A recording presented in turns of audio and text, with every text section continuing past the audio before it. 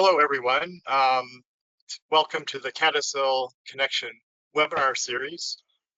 On behalf of myself, I'm Bert Kosiski, the president of cureCADASIL, and a fellow trustee, Benito Ball, is on with me also and helping to organize this. So we welcome you, and we're pleased to have the presentation today, the family participation, key to success in genetic research. Our speaker is Jane Paulsen, Professor and Vice Chair for Research, Department of Neurology, University of Wisconsin School of Medicine and Public Health, Madison, Wisconsin.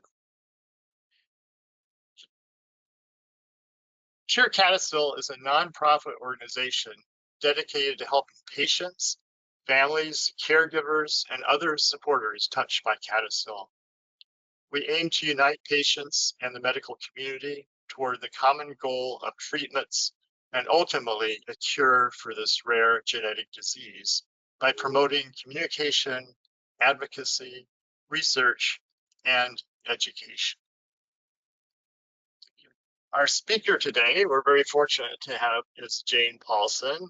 She is the Principal Investigator of the NIH-sponsored CADASIL Consortium Study.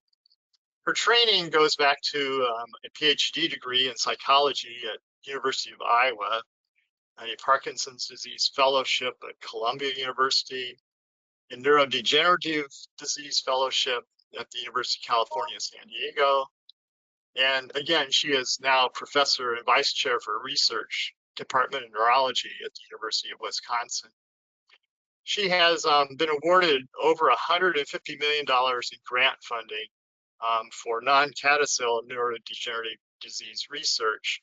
And of course, now she has been awarded as Principal Investigator on the CADASIL Consortium from the NIH. And she has well over 380 professional publications. Before I turn this over to her, I'd like to tell the audience that to note that you will all be muted during this presentation, but we'll have a question and answer period at the end. So if you have a question, please type it into the question box in the drop-down menu, and then we will pass these on to Jane at the end of her presentation. So without further ado, I will turn the screen over to Jane, and we'll see if this will hopefully everyone can see it.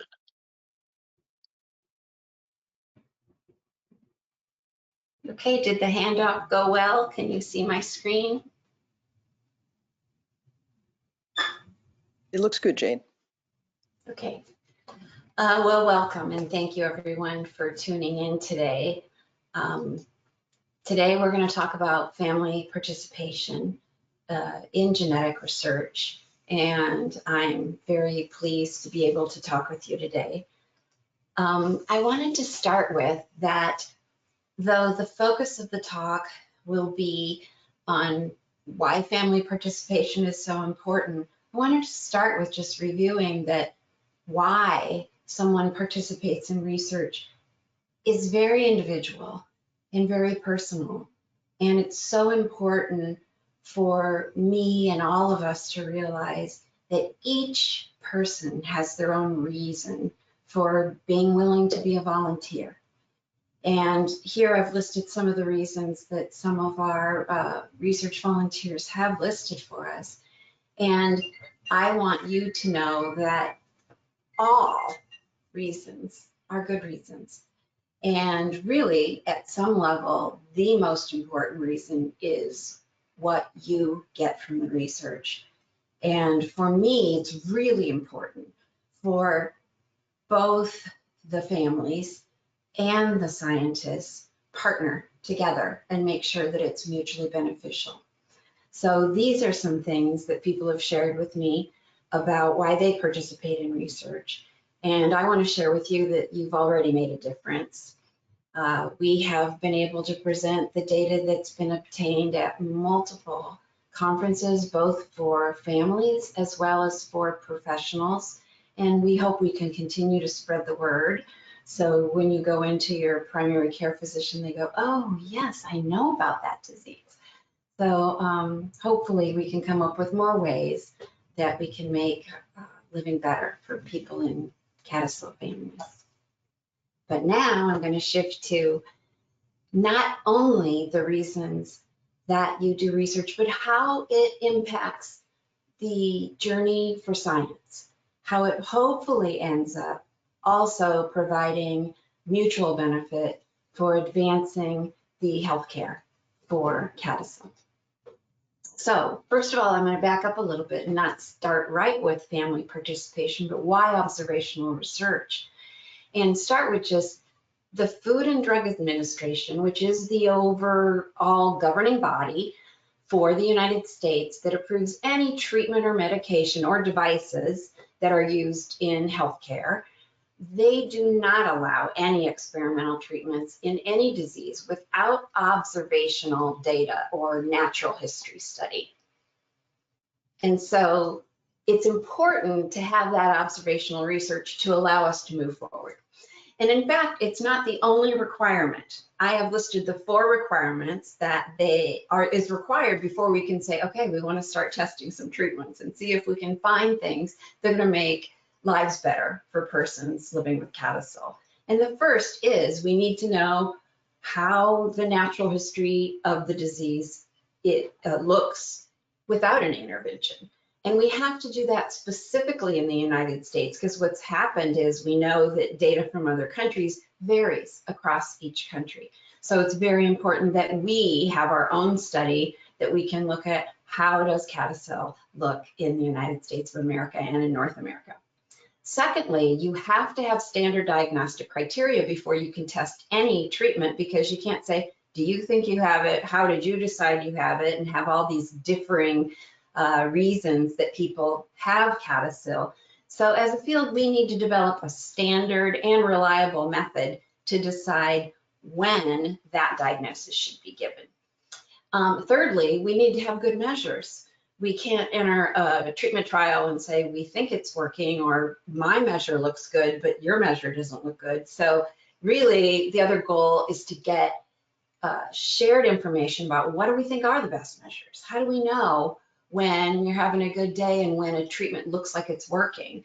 So during any observational research, the goal is to develop these clinical measures about how you're feeling, functioning, and biological measures, which might be from an imaging measure, or it might be from a body fluid, CSF, or blood. And finally, they won't let us start a clinical trial until we have very large numbers, because what we found over time is one of the most, if not the most, reason that clinical trials fail is they don't have enough volunteers. Now, this is a kind of a Debbie Downer slide because it shows the probability of success for all clinical trials in healthcare. And you can see the overall range varies significantly, and the overall approval or success of a clinical trial is at 13.8%. Now on the right, I've given this funnel for a rare disease that has had 176 interventional clinical trials for a rare disease.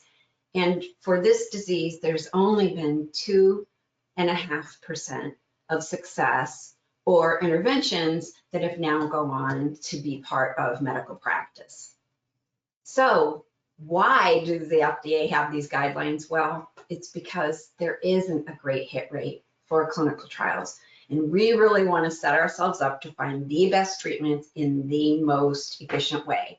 Now, a new treatment can take from 12 to 15 years and can cost up to $2 billion. Actually, I think that might even be an average these days. So because of the high cost, the high resources, and the time it takes to develop new treatment paradigms for any disease, the FDA has made these requirements. And as I shared, the #1 requirement is that people didn't volunteer to be in the research. So not only do we need participants, but we need all families, particularly in rare diseases, to help us participate and move forward so we can advance science. Now, what I'm going to talk about throughout this talk is why the best comparisons for any disease are persons in the same family who do not have the disease. In the case of CADASIL, it would be persons who grew up together, they lived in the same home or the same environment, they have shared genetics other than the fact that they don't have the CADASIL gene mutation. I'm going to talk more about this throughout the talk, but this is what I want to start helping us understand, and I welcome your questions so that we can really understand why family participation is so key to success in what we're trying to do. But now we take a break, and I'm going to share a story. Huntington's disease is a rare disease, has an average age of diagnosis of 39, and it impacts multiple symptoms, similar to CADASIL, that it has motor consequences, thinking or cognitive consequences, emotional or psychiatric consequences, and then overall, over time, it has functional disability that results in a dementia.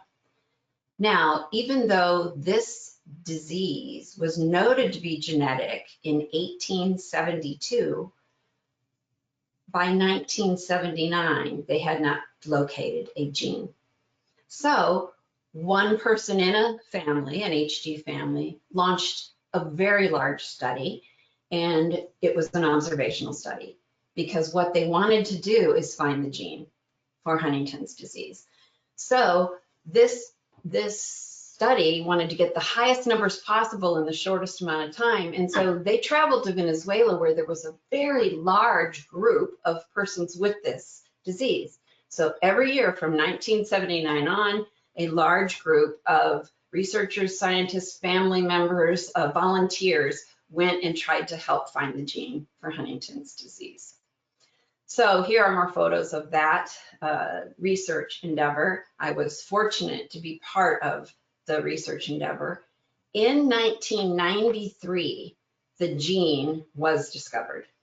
So as soon as the gene is discovered, then they can move on all of the other components of the FDA requirements. Whoops. Sorry about that. Looks like I've got other things going on. So immediately we tried to figure out how are we going to get a large number of participants to volunteer for observational studies. We set up what's called the Predict HD study. We started in America, and we quickly it expanded to Canada. The next place we expanded was Australia, and then finally we expanded to European countries.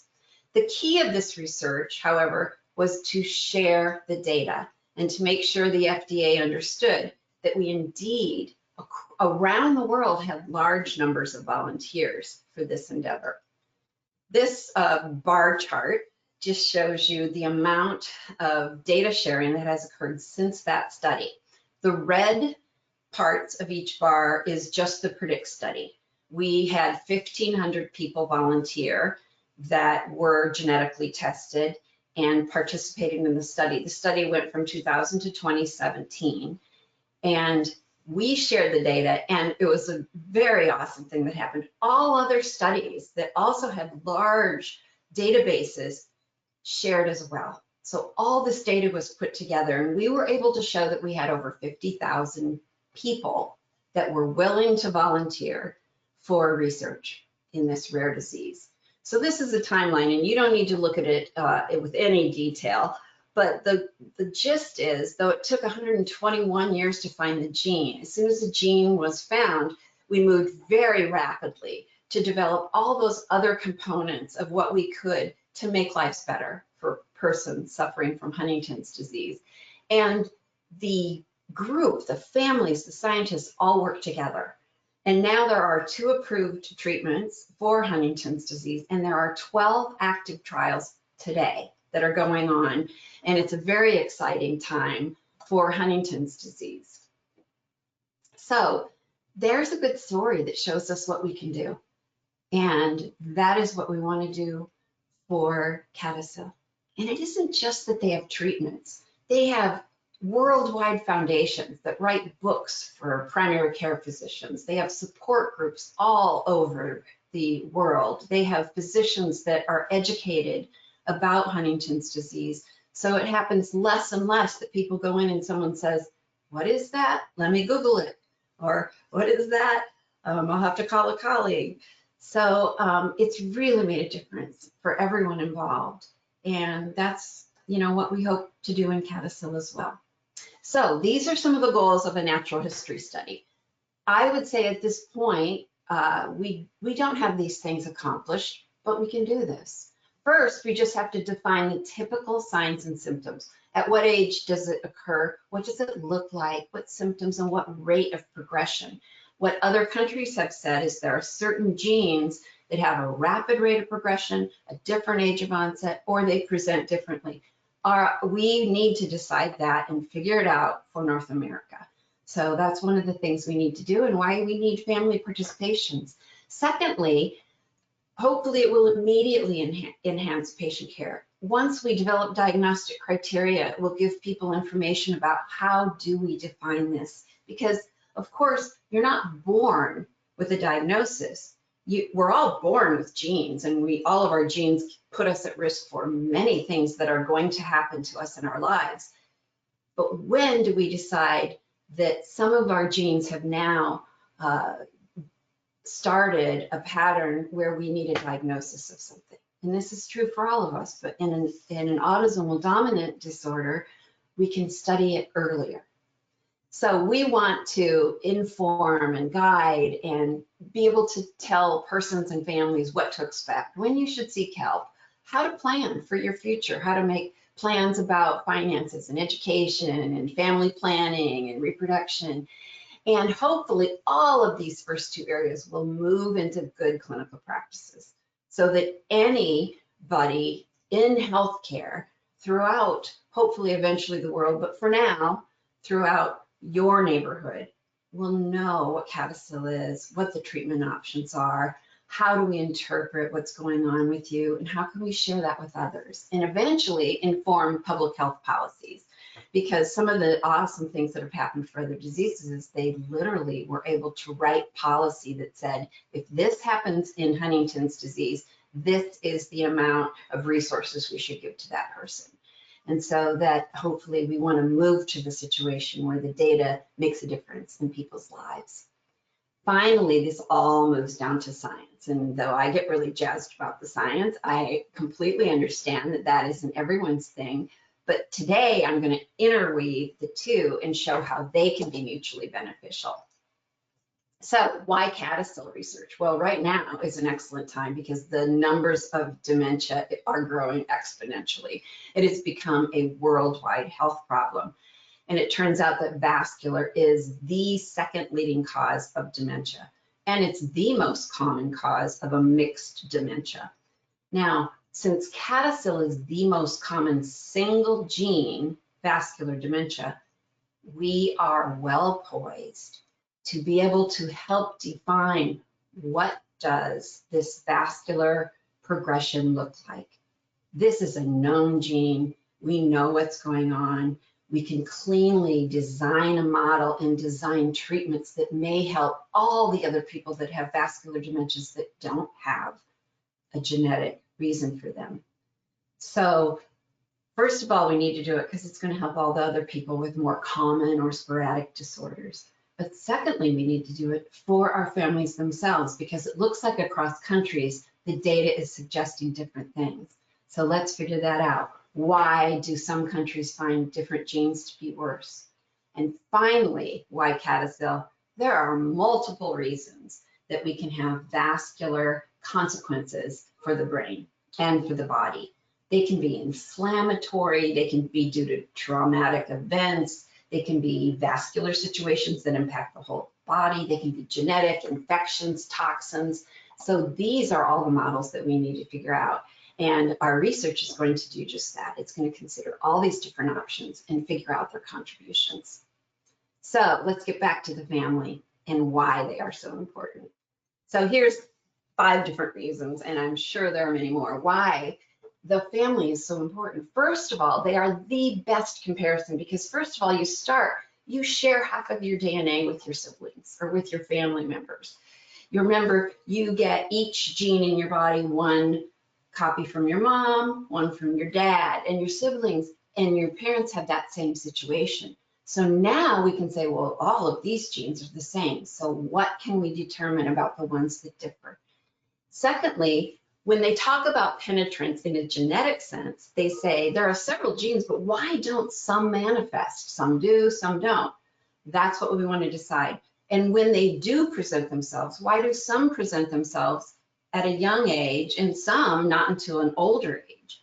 And then we have expressivity, which means how do they present themselves? Some people have seizures, some have TIAs, some have strokes, some have migraine headaches. So what is that? How can we understand the difference? Well, if your family has all these other things, now we have a great comparison, because we want to compare the headaches in your family from the person who has that CADASIL gene to the headaches in your family who doesn't have the CADASIL gene. That's going to give us great knowledge about how to better treat both kinds of headaches. And then finally, it gives us information about modifier genes. What we've learned from many other disorders is there are not just the gene that gives you the disease, but there's all these genes that modify it, which might make it have an earlier age of onset or a worse presentation or a specific presentation. And in some other diseases, even autosomal dominant, which means you got a 50-50 chance, the modifier genes can change whether you get sick at age 20 or age 50. So very important to have the comparisons in the same family for genetics. Secondly, it's very important for the environment. Each environment has different exposures, if you will. You know, some of us live by different plants. We have different types of towns. We have different types of exposures. I'm from a small farming community. I've been exposed to more pesticides than others. So I want to show you some of the reasons that we try to understand how your environment has made your genes work differently. What they call it is a deprivation index, and they measure it several ways. They measure it based on the type of housing situation, the socioeconomic status, how much money people make, where they live in relation to other things. And finally, they look at lifestyle choices. You know, if some exposures to alcohol, drugs, smoking, what kind of diet you had, what kind of milk you drank, etc. So the environment is the other very key piece, because even though you may not be living all together now, those first very important years of your life, that family lived together, and many of them continue to share those environmental aspects. The third reason is that you're the experts. You've seen this in generations. You've experienced what it looks like and what it feels like and what you see in your family members.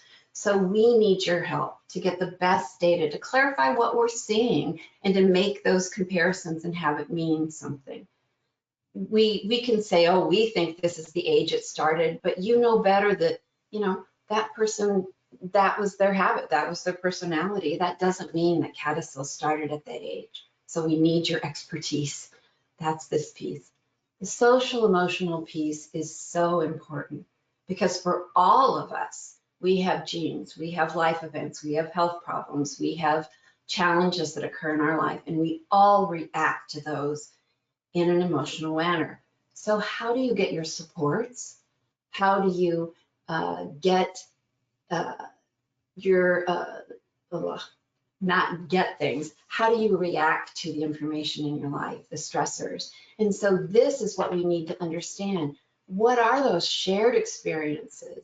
And how do you deal with those shared experiences? What do we do if we have mood, or we're feeling sad, or how much social support do we have? Do we have a lot of friends? Are we an extrovert? Are we an introvert? So this social emotional piece is really important. And I've rolled genetic counseling into that, because it matters what kind of people you talk to and what you want to learn, or if you want to learn. Finally, it all weaves back into science, and it goes into what we need to advance the healthcare the most efficiently. So this is a map of what I was saying, those deprivation indices, and many researchers are spending their time to give measures. This measure goes from a very light green to dark green to light purple to dark purple, and shows what they call an deprivation index. And it shows parts of the country that have they are not as deprived, and parts of the living spaces that have more deprivation, that may have the brain struggle more. And what they've been finding is if they look at all the neurodegenerative diseases, Parkinson's, Alzheimer's, etc., that the brain is performing better in environments that have less deprivation, environments that help the brain be healthy. So this is a variable we want to understand, and then we can share with you how to be as healthy as you possibly can. So now I have another story. Let's go to the most common form of dementia, Alzheimer's disease. Wow, they have 5 different FDA-approved treatments for thinking, primarily memory.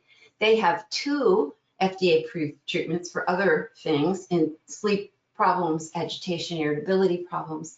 And they even have 2 approved treatments, they are infusions, for ways to slow the disease, to modify the mechanisms underlying what's happening in the brain. This is very exciting, and it's news that can impact the whole field. So how did they do this? Well, that's what we want to talk about. How can we learn from this group of people? We want to be in this situation when we have either signs or genetics or a diagnosis, and the doctor sits down with you and says, let me show you some options. And you get to pick what option, what side effects, how often do you want to be treated, etc. So let's get there. So how did they develop 9 treatments for people with Alzheimer's disease? Now here's the story. They started to fund observational studies in Alzheimer's disease in 1984. 6. They started with 6. Of course, they quickly realized they need more and more and more, and they were learning so much. This continues today, and there are 35 centers funded to continue the natural history observational studies for Alzheimer's disease. As soon as they started these observational studies, it started on that FDA list, and they had the first treatment approved for Alzheimer's by 96, and now they have those 9 centers. And today, I was shocked to see this. There are 150 clinical trials ongoing. They actually need 70,000 volunteers. Now, despite all this information, and that I get all excited about how we can build this and make lives better for CADASIL families, I understand that we're still going to hesitate. In fact, I would encourage you to hesitate. Any decision you make in life is your decision. It's based just on who you are. And these are some of the reasons that people have said, well, I'm thinking about it. These are all valid reasons. And I want you to give us more so we can figure out how can we build a study and build a situation that's safe, that we can all volunteer in, that helps us advance and improve lives of CADASIL families. First of all, there's just resources. It takes time. How am I going to take time off work and take time away from my kids, and the costs? Secondly, I have responsibilities. How do I, what do I do about those obligations? As we all know, they don't go away. Even when you take a vacation, sometimes when I come back, it's worse than when I left because all that stuff built up. And really important is privacy and protection. We know that there's been stigmatization, discrimination, and that we want to create a safe position for you. That's why we've created the situation where we can do the genetic testing. It is not in your medical record, it's not shared with anyone, it's completely in your power, and you don't even need to know. But that way it can advance science without having that risk of divulging any of your private information. And it respects people who don't want to know, who want to just live each life to its fullest. So this is a concern. Finally, the emotional concern. I'm already overwhelmed. Why would I want to focus more energy and time on thinking about a challenge that I have? So all of these are valid reasons, and we want you to get the answers you need. Here I've listed a bunch of questions. It's You can't see them on the slide, but I'm happy to share all this with you. Because before you make any big decision in your life, you need to figure out if it works for you. So these questions are the questions that you should ask any research team before you volunteer. And again, I will make those available to you so you know what to check on. So I'm back to why participate in research. I know it's different for all of you. I'm checking my time quickly. And these are some of the reasons that people have shared that they want to learn about CADASIL. They want to learn about their health. They want to have their health information private and safe and protected. They do want to help themselves and help others and family members. And they want to have the regular monitoring that is provided when you come into a study that's an observational study, and we will continue to see you, hopefully for a very long time. And finally, we want you all to be part of the future of healthcare and other care for CADASIL families. Help us build the right brochures, the right education, the right disability policy, the right support groups, and everything else you need for your primary care physicians to help take care of you in the best way possible.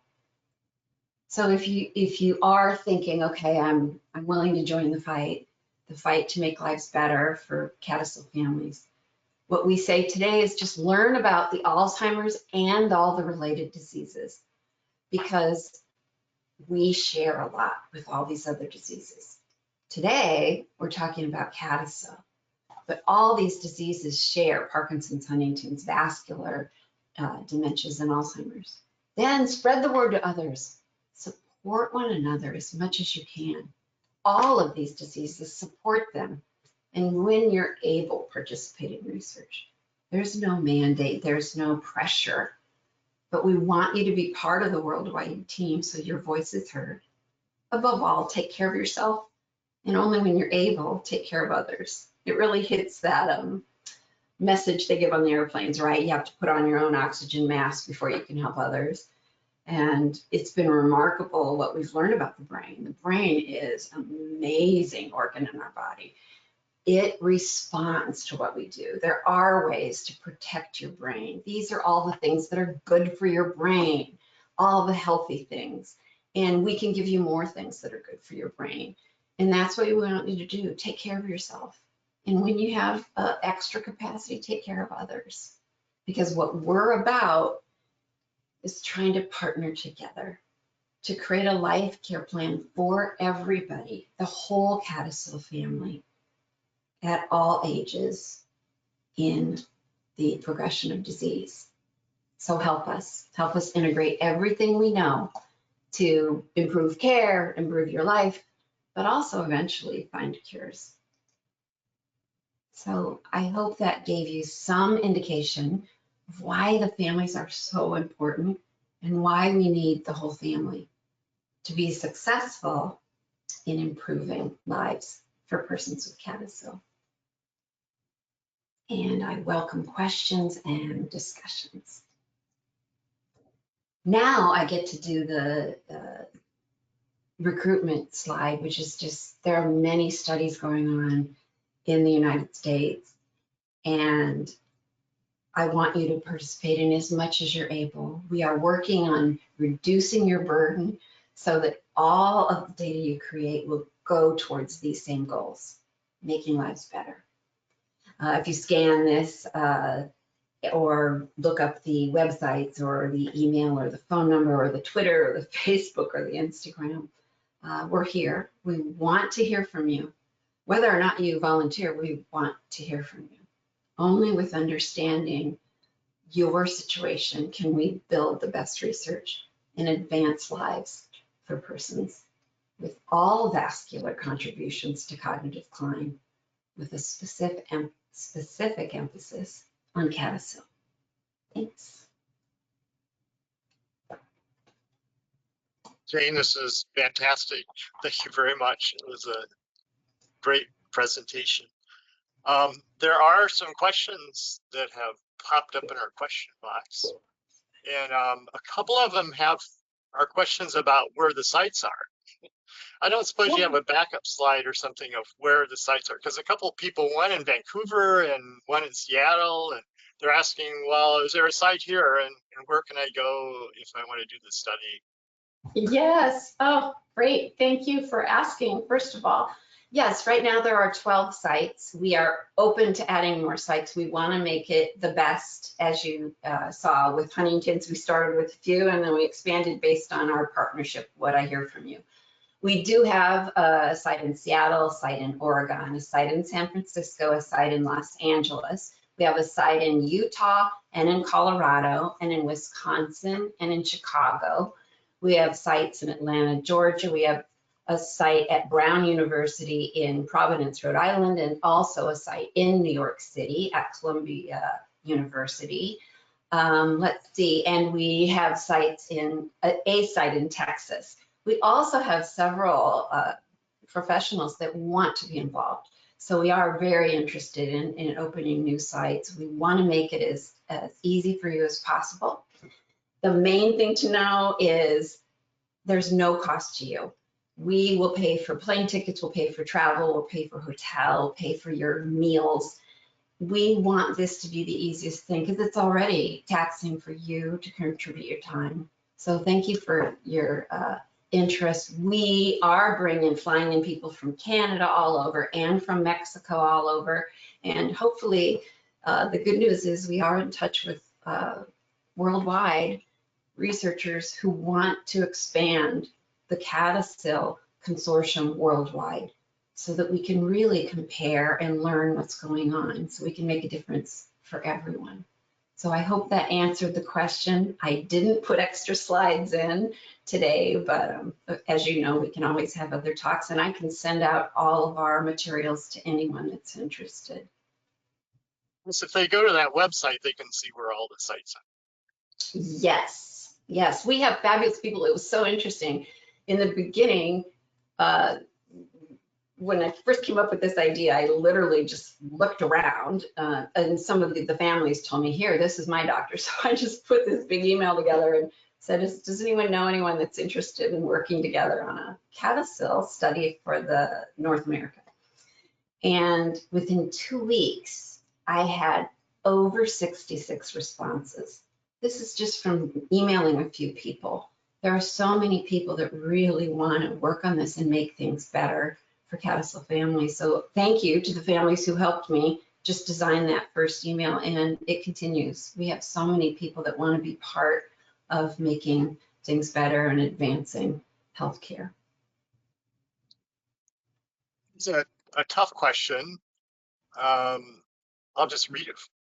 Yes. I have a sister in Iowa who also has CADASIL.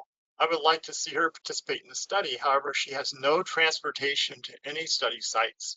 She also has some development issues that would require assistance. What would you be able to do to provide service and for her to participate in the study? Yeah, it's a great question. And we did think of this because we really want everyone, the whole family. We want people who don't have the gene. As you know, we need those family members for comparison. And whether you're healthy or not, we can do the testing and you don't have to know. We want people who have the gene but haven't noticed any symptoms. And we also want people who have a diagnosis and may have difficulty with the travel or getting around.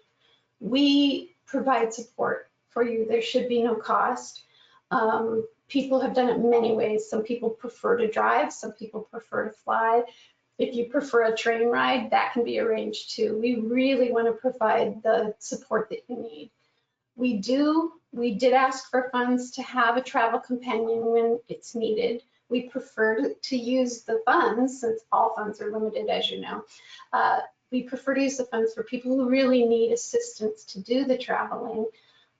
So we try to provide anyone with support that needs the support. So for the sister in Iowa, we would fund her and a traveling companion to go to a site to get the research visit conducted, and then allow her a hotel to stay after so that she doesn't feel, pressed for time or stress. We don't want to add to the challenges. Travel's hard on people, so we really want to do what we can to create the best experience possible. So it's a great question. We will work with every situation. I've had all sorts of things. People like to use it as a way to do a family reunion. So we've flown in sisters from all over the place into one city. You know, we give them enough time to do their choice event in the middle of their visit, like whether that's a mani-pedi or a trip to the mall. You know, you guys tell me what you need, but you know, we're willing to create these visits so you get to spend time with your family and contribute to what we need to really make this happen. So you just reach out, we will work with you. We aren't a one size fits all that this is what we do and that's it. No, we're going to work with everybody's situation. Thanks for asking. That's fantastic. There's another question that maybe you could clarify a little bit. Which patient family members would be the best participants? Siblings, children, anyone? And do they have to be a blood relative even? You know, what if they're by marriage? Yeah, that's a really good question. Right now, we're doing the blood relatives. Our geneticist, we have the most fabulous geneticist. She's world renowned for the genetics of vascular contributions in the brain. And she said, any CADASIL family member, even if it's several generations off or, you know, cousins, anyone is helpful.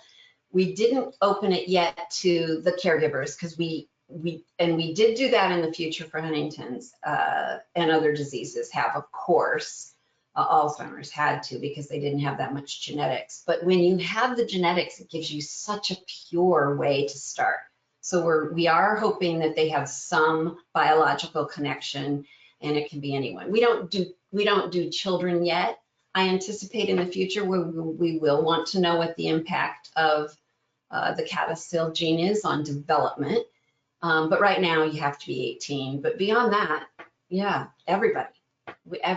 We need family participation from everybody. And right now, yeah, it'd be good if it's a family member because our geneticist is really going to dive in and look at the differences in the genetics. But in the future, we'll probably even need more. So we are developing a registry. So even the caregiver, the spouse, the other related and friends and family can sign up for future research because we will need you. But now we really want the biological. Does that make sense? Good. There were a couple other questions about travel and getting there. So I'm going to guess you would suggest they contact your center or one of the other sites and then go from there and try to work out, you know, how they could actually come in. Yes. Whether they have a travel companion was another part of that question. Yeah, definitely. I suggest you contact the Central Center. We're trying to have the sites really focus on getting their numbers in. So focusing on the scheduling. We are trying to do all the screening, all the travel, all the support we can so that our fabulous investigators and coordinators at each of those sites can focus on you when you're there and have time to hear about your story, learn from your story, while we also obtain the data that we need. So I would suggest you reach to the Central Center. We are trying to take as much off the plates of our sites as possible. And we are happy to figure out the travel, figure out the other, anything you need to make it work. I will say that at this point, it's the good and the bad news is we have 200 people already volunteering, and it's been remarkable.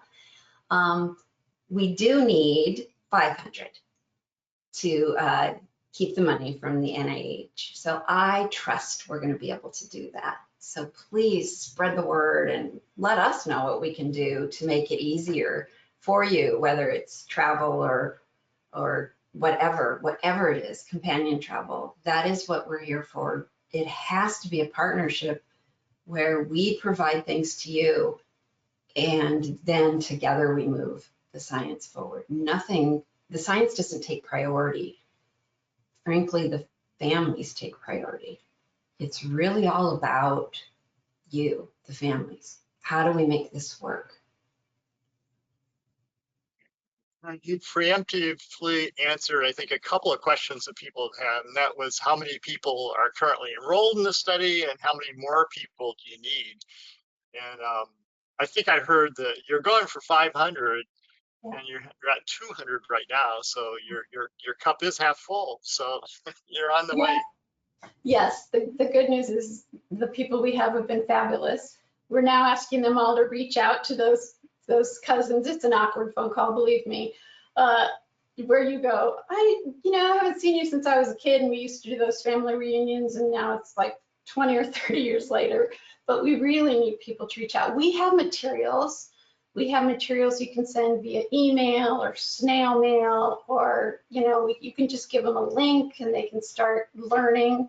We have lots of video materials. We really need your input on how to help people understand. We don't want it to be a resource drag. We want it to be, mutually beneficial. And hopefully you'll catch the excitement we have on what we see as a great future for improving lives for people with CADASIL. But definitely reach out and work with us. I'm gonna post one more question here to you. Cool. This one's tough. Okay, is this a patient or a family member? I got a genetic testing. However, the gene involved is the usual gene, but the proteins were different. So the final genetic test was gene testing indeterminate significance. Yes, that's one reason that we need this study in North America. What's happened is when we look around the world, they don't all have the same CADASIL gene differences. So some country may have a lot of this difference, and another country may have a lot of this difference.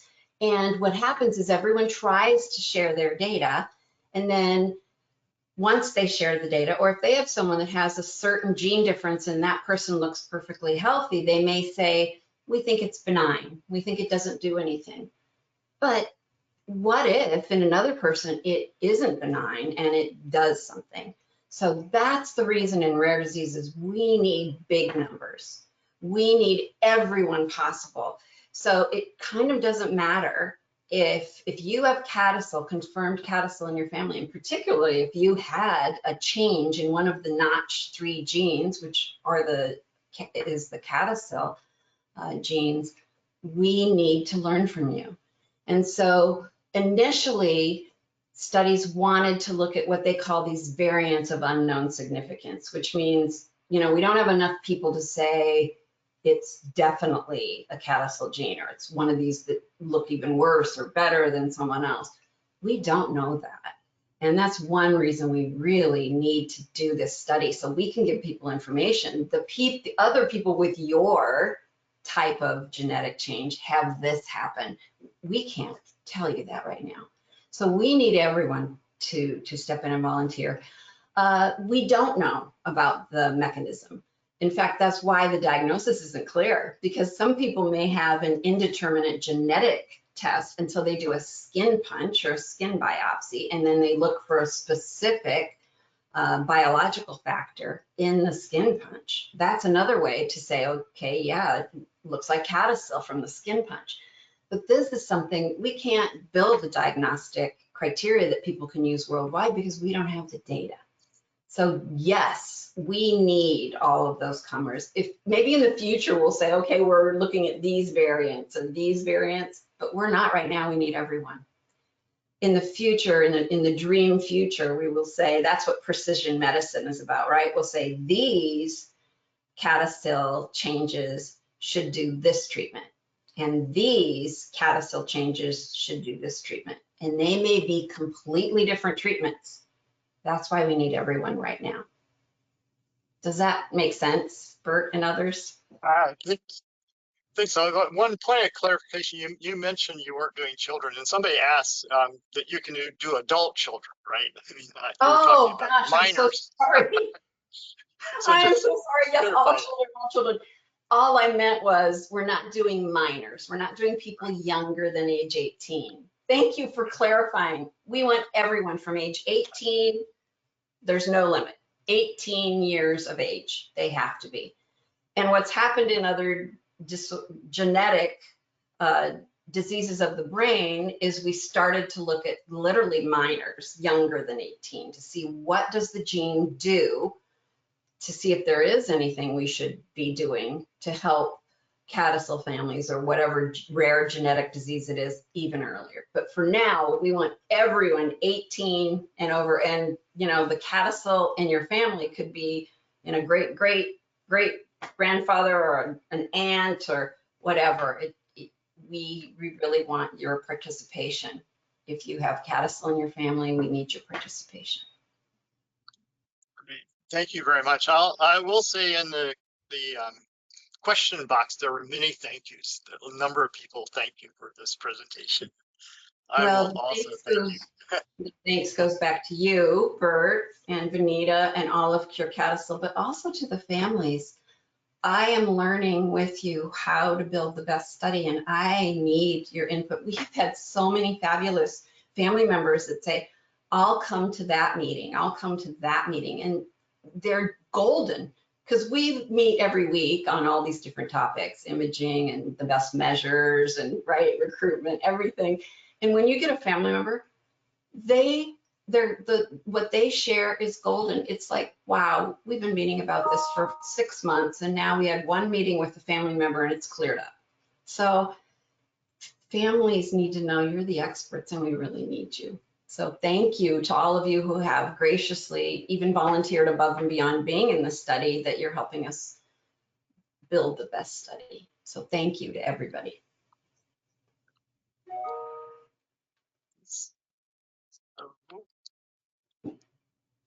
I also want to thank everyone, and I will remind you, or if you didn't know, that this has been recorded, and the recording I think will be available within the next day or so. You can go to our curecadasil.org website and find the link to the recording. And so on that note, I will thank thank our presenter for sure, and Vanita for her help, but especially the audience. This has been very good, and the questions have been great.